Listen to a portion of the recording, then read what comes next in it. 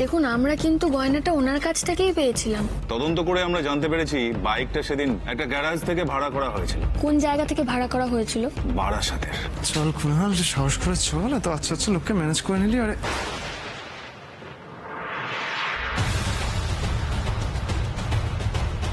ওই এলাকায় নিরাপত্তা কতটা কম সেটা আশা করি বুঝতে পারছেন। তাই আমার অ্যাডভাইস, যা করবেন একটু বুঝে শুনে করবেন।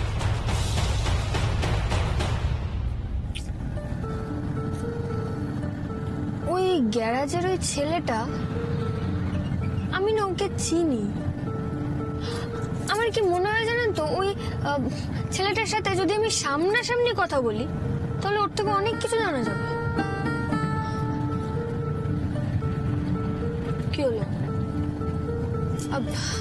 দেখুন আমি কি মানে ভুল বললাম বলুন?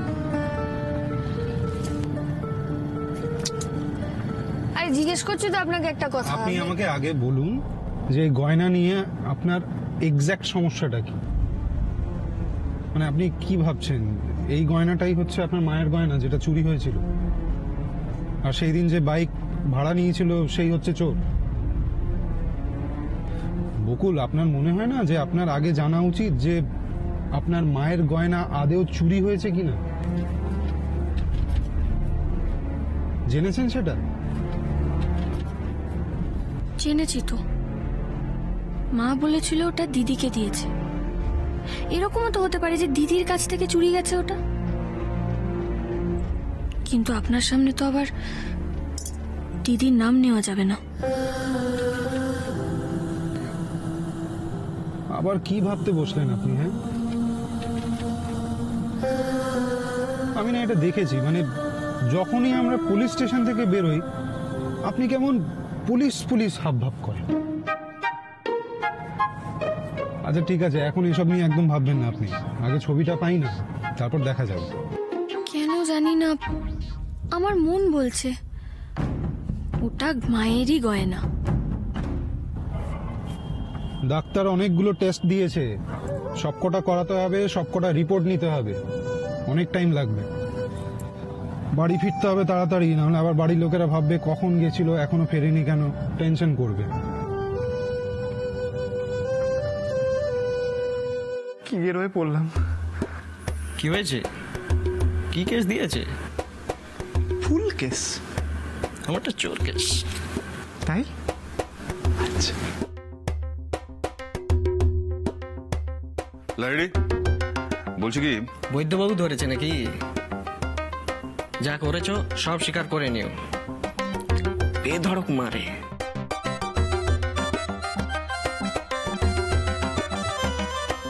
বোঝা গেছে? তাহলে তুমি এদিকটা সামলাও, আমি একটু রাউন্ড দিয়ে আসছি।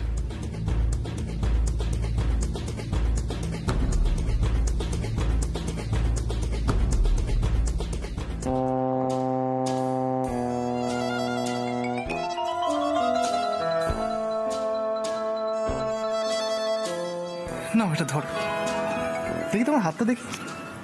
বাহ, রেখাটা বেশ ভালো, অনেক দূর যাবে। আস।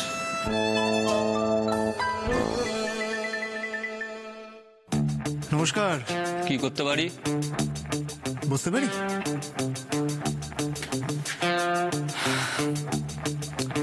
অ্যাকচুয়ালি আমার শাশুড়ির একটা সোনার হার হারিয়ে গিয়েছে, তো এখান থেকে আমাকে ফোন করে বলা হয়েছিল যে ওটা এখানে পাওয়া গেছে, তাই জন্য আমি নিতে এলাম। হার কেমন দেখতে বলুন তো? হারানোর পর লোকাল থানায় জিডি করিয়েছিলেন তো? তার কিন্তু একটা কপি চাই, আর একটা আইডি প্রুফ। জিডি? না, জিডির কপি তো আনিনি। আপনি বোধহয় আমার বাবার নাম শুনলে আর এত কিছু জানতে চাইতেন না। বসিরহাটের এমএলএ আমার বাবা, আর তার একমাত্র ছেলে আমি। আমাদের কি আর অত পরিচয়পত্র লাগে অফিসার? বসিরহাটের বাচ্চা বাচ্চাকে জিজ্ঞাসা করলে আমাদের পরিচয় বলে দেবে। আর তাছাড়া আপনাদের ডিপার্টমেন্টেও যে কাউকে আপনি জিজ্ঞাসা করতে পারেন, তারা আমার বাবাকে আমাকে চেনে। দেখুন, আপনাকে তো না করতে পারি না, কিন্তু আমাদেরও তো নিয়ম মানতে হয়। আপনার সঙ্গে কি গয়নার রিসিট আছে? অত পুরনো গয়নার রিসিট কোত্থেকে পাবো বলুন তো? জিডির একটা কপি আর শাশুড়িকে দিয়ে লিখিয়ে আনুন ওই গয়নাটা ওনার। সঙ্গে শাশুড়ির একটা পরিচয়পত্র আনবেন, আমরা সঙ্গে সঙ্গে গয়নাটা আপনার হাতে দিয়ে দেবো। শাশুড়ির পরিচয়পত্র আবার লাগবে? তা তো লাগবেই। ওকে। Thank you officer. তাহলে আপনি যেগুলো বললেন সেগুলো নিয়ে আসবো।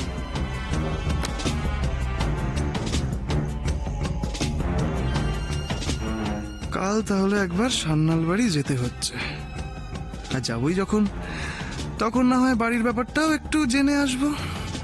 সত্যি যদি বাড়িটা পাওয়ার কোনো সম্ভাবনা থাকে, তাহলে বর্ষাকে কদিন একটু ভালো রাখতে অসুবিধাটা কোথায়?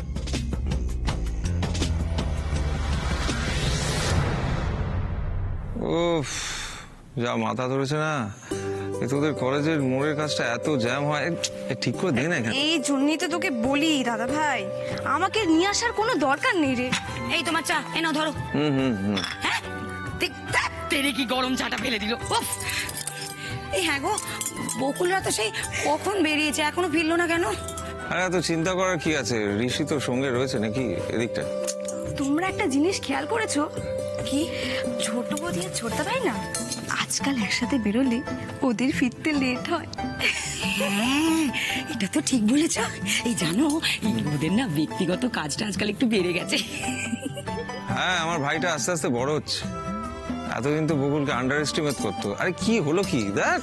আরে ছোটদা ভাই এতদিনে বুঝতে পেরেছে, বুঝলে? ওই পুয়ের মতো ন্যাকা মেয়ে ছোট বৌদির নখেরও যোগ্য না। এই যাই হোক, তুমি তোমার দাদা ভাইয়ের মাথা টেপো, আমি বাবাকে চাটা দিয়ে আসি, অনেক কাজ পড়ে আছে। বড় বৌমা, ওই ঋষি বকুল এখনো ফেরেনি? না বাবা, এখনো ফেরেনি, তবে বকুল ফোন করেছিল, ওই ডাক্তার কিছু টেস্ট করতে দিয়েছে, ওই রিপোর্ট নিয়ে একেবারে ফিরবে। আপনার চা। ও, এই রোহন, হ্যাঁ, সেদিনকে ওটা তো দেখা হলো না পুরো। এই যে আমি নিয়ে এসছি বাবা, এই যে।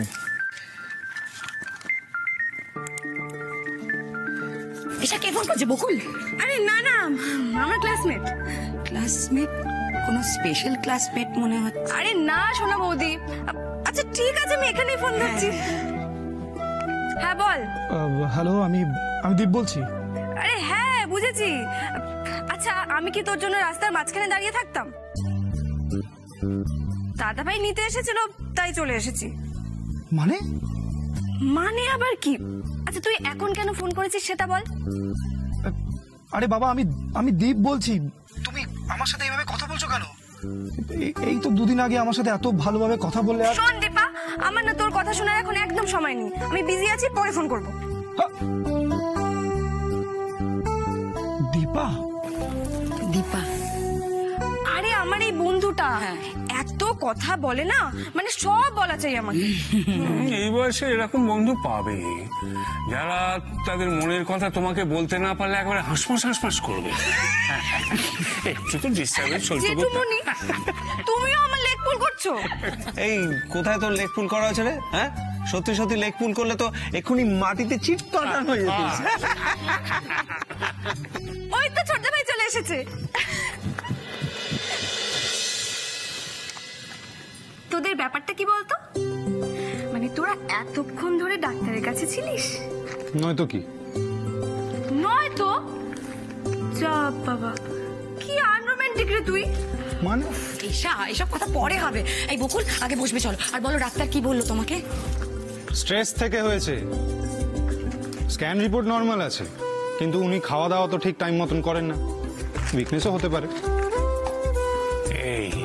এই সেদিনকে অঞ্জলি ঠিক কথা বলেছিল, এইটাই বলেছিল। কিন্তু আরে এই বয়সে এরকম দুর্বলতা তো ভালো কথা নয়।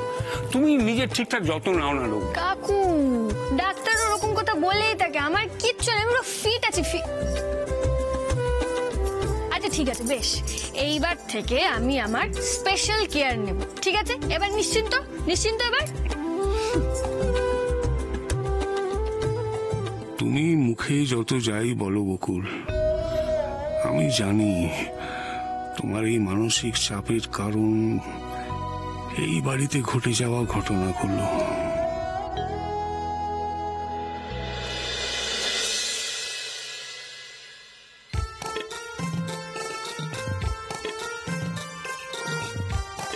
বাড়িতে রতনদা আছে না?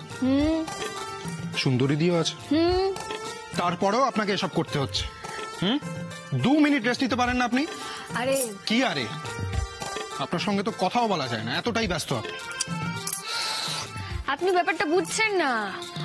আমার সেরম মানে আমি যে কোনো কাজ করছি সেরমটা নয়, সব কাজ তো করেই থাকে, আমি শুধু হাতে হাতে জিনিস এগিয়ে দিই, যেমন চাটা আপনাকে এগিয়ে দিলাম।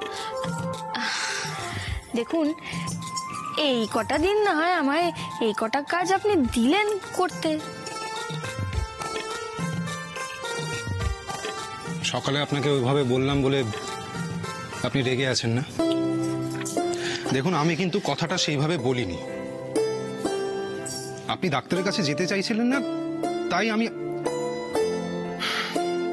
Anyways I am sorry. আপনি কেন সরি বলছেন? আমি তো রাগটা কিছু করিনি। আরে বাবা আপনি যেটা বলেছিলেন একদম ঠিক বলেছিলেন। দূর, আমারও সব খারাপ টারাপ লাগে। ঠিক আছে, তাহলে আপাতত আপনি কয়েকদিন একটু টাইমলি খাওয়া দাওয়া করুন, একটু রেস্ট নিন, তাহলেই দেখবেন সব নর্মাল হয়ে গেছে। আমি বলছি, আর এমনিতেও তো আপনাকে সুস্থ তো হতে হবে তাড়াতাড়ি, কলেজ জয়েন করবেন। এখন যদি এগুলো মেনটেন না করেন তাহলে কলেজ, বাড়ির কাজ, এই সব কিছুর প্রেশার আপনি নিতে পারবেন না। ফিট থাকতে হবে তো আপনাকে। আসলে এই বাড়িতে থেকে থেকে না আমার শরীরে জং ধরে গেছে, বুঝেছেন? আপনি আমাকে ওই বারাসাতে নিয়ে গিয়ে রেখে দিন, 24 ঘন্টা কুলিগিরি করান, দেখবেন আমি পুরো ফিট হয়ে গেছি, ফিট। এই কদিনে আমি একটা জিনিস বুঝেছি, কি বলুন তো, আপনার সঙ্গে কথায় পারা যাবে না। আপাতত তাহলে এই কথাগুলো আর বলবো না। কি বলবো, যেটা সব থেকে বেশি ইম্পর্টেন্ট সেটা হলো আপনার শপিং। কালকে আমি আপনাকে শপিং এ নিয়ে যাবো। না, আমি আপনার কোনো কথা শুনবো না। আমার একটা কথা তো শুনুন প্লিজ। বলুন প্লিজ। আমি দিদি ভাই আর এশাকে কথা দিয়েছি যে ওদের সঙ্গে শপিং এ যাবো। এখন যদি আমি হুট করে ওদের না করে দিই তাহলে ওরা তো মানে ওদের খারাপ লাগবে, কত উৎসাহ নিয়ে বসে আছে আমার সাথে শপিং এ যাবে বলে। ও বাবা, এটা তো তাহলে একটা প্রবলেম হয়ে দাঁড়ালো।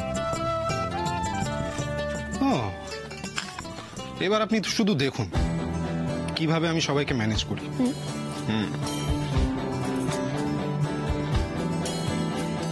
না না, মিষ্টি শুধু কালকের দিনটাই ডান্স রিহার্সালে যেতে পারবে না। হ্যাঁ, আসলে আমার একটা পার্সোনাল কাজ পড়ে গেছে, বুঝতেই পারছেন। না না, ও পরশুদিন যাবে, একদম একদম যাবে। হ্যাঁ হ্যাঁ হ্যাঁ হ্যাঁ, ওকে ম্যাম, রাখছি তাহলে। Thank you. হ্যাঁ সোনা বৌদি। হ্যাঁ বলো। মিষ্টি কোথায় গো? পড়তে বসেছে? হ্যাঁ, পড়তে বসিয়ে তো এলাম, এখন যাই না, বইপত্র সরিয়ে পুতুল নিয়ে খেলতে বসেছি। কি এই না, কি এটা? আরে মিষ্টির জন্য ডান্স ভিডিওটা চেয়েছিলে।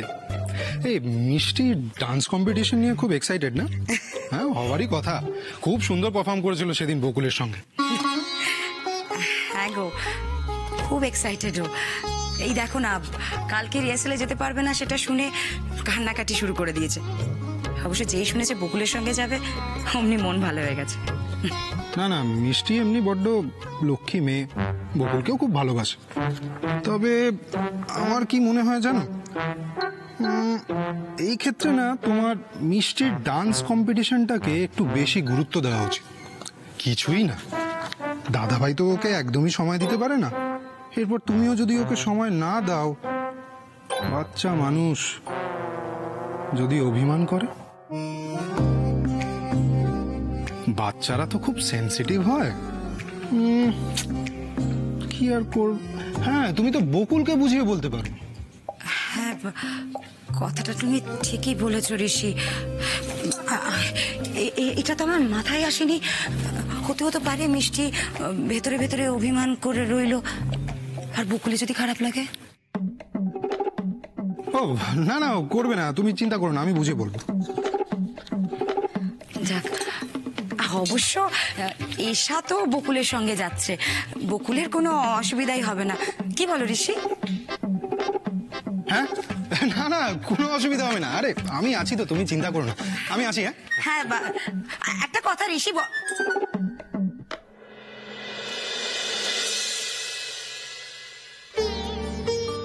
বুঝেছি, তুমি আমাকে পটাতে এসেছিলে যাতে তোমার সোনা বৌদি বকুলের সঙ্গে শপিং এ না যায়।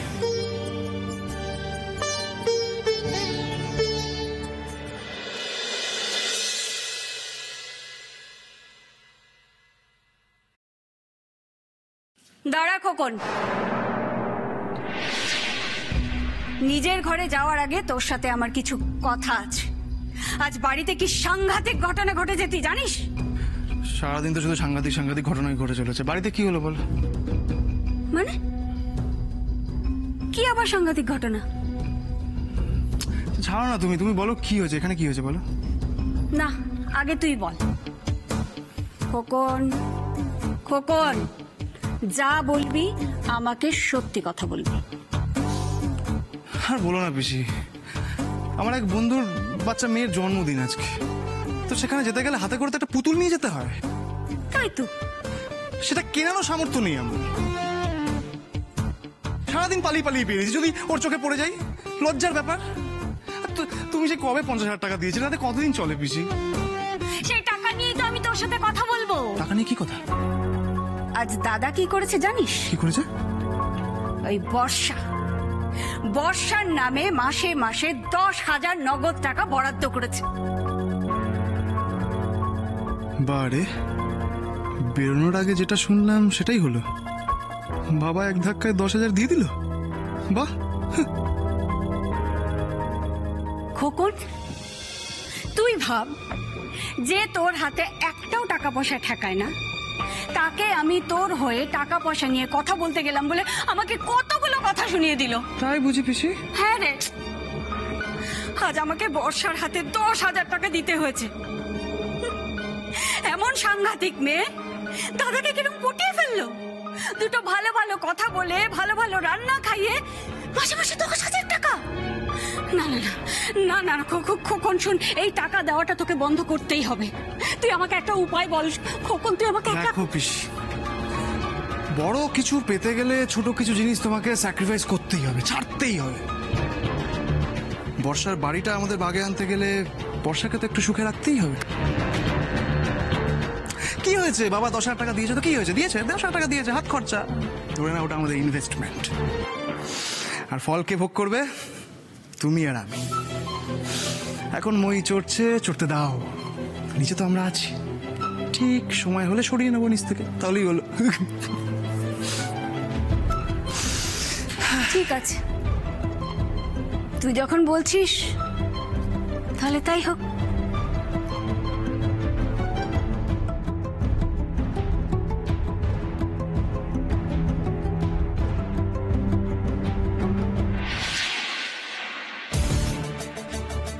যাক, আমার কোনো টেনশন নেই। তাহলে কাল পূজাকে ডেটটা করা যেতেই পারে। 10,000 টাকা কাল ভালোই কাটবে, কি বল?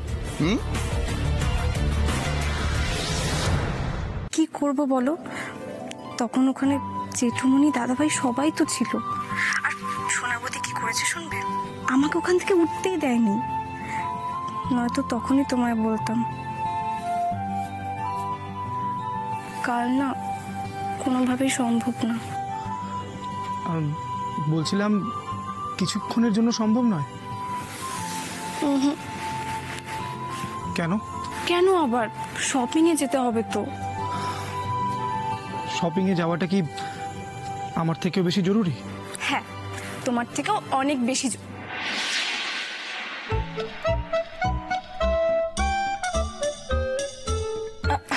তোকে বললাম না আমি কাল যেতে পারবো না। ছোট বৌদির সাথে শপিং এ যেতে হবে তো। শোন, তুই এত জেদ করিস কেন বলতো? আমি এখন রাখছি, বাই।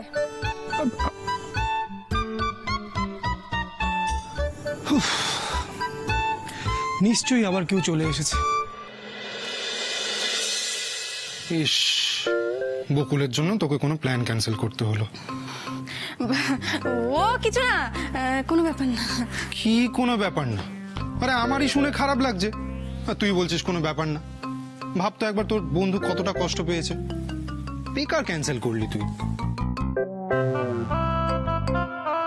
ইস, সত্যি কত আশা করে ফোন করেছিল দীপ্তা।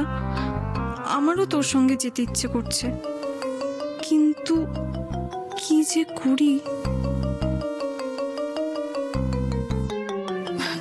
সত্যি রে, আমার বন্ধু না খুব কষ্ট পেয়েছে।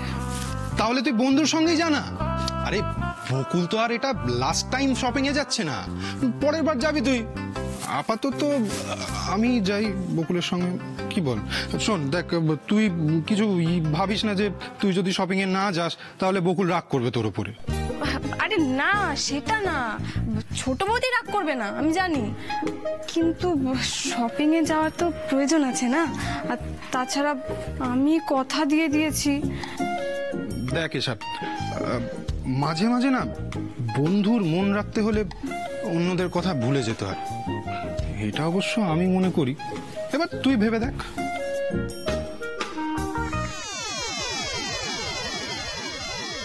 কি ভাবছিস বলতো তুই এতক্ষণ ধরে? এইটুকু একটা ডিসিশন আর নিতে পারছিস না তুই? তুই যখন বলছিস, আমি না বন্ধুর সাথেই যাব। ভেরি গুড, এই নে এটা তোর জন্য। এটা আমার জন্য? তুই বন্ধুর সঙ্গে বেরোবি, কয়েকটা জিনিস কিনবি আর বন্ধুর জন্য একটা গিফট কিনিস। Thank you so much. আচ্ছা, এইভাবে ঘুষ দিয়ে লোকজনকে ম্যানেজ করা হচ্ছে, তাই তো? আমি এশা ছাড়া শপিং এ যাব না, এশা কাল আমার সাথেই শপিং এ যাবে।